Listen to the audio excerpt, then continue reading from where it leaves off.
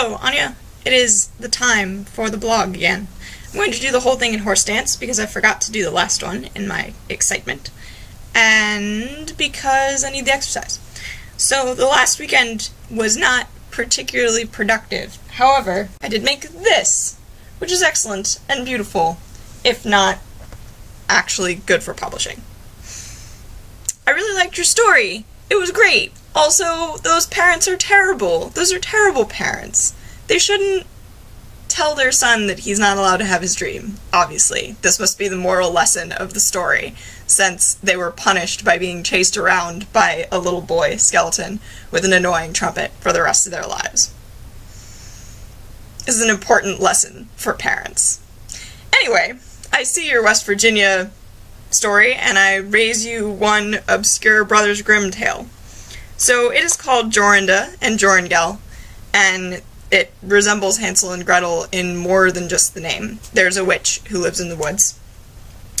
And she's a terrible witch, and when people come within 100 feet of her castle, because she lives in a castle instead of a hut, the guys turn to stone and the girls turn into birds, and then she takes the birds back to her castle and keeps them in a cage and gives them food.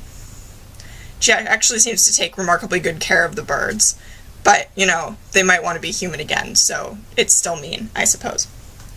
Gist of it, the Jorinda and Jorringel go too close to the castle. They get turned into shit. Jorringel escapes and then goes back to the castle and frees Jorinda, who was turned into a bird.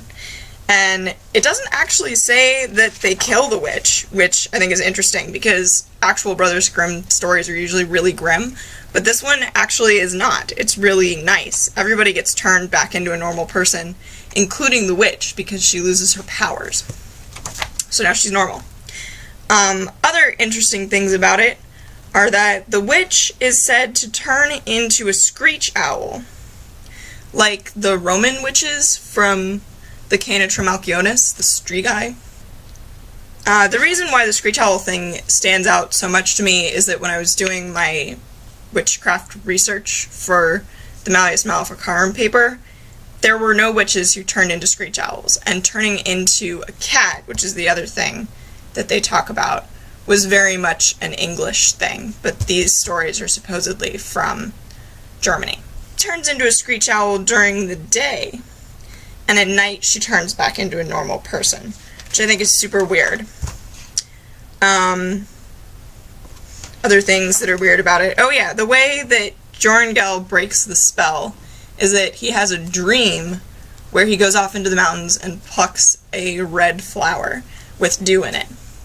And then he takes the flower to the castle and touches everything with the flower, and they all turn back. And then he wakes up from this dream and actually goes and does that. And so you get the story of how to break the spell twice, once when he's dreaming and once when he's actually doing it. And then, like I said, everybody is happy at the end, which is really weird.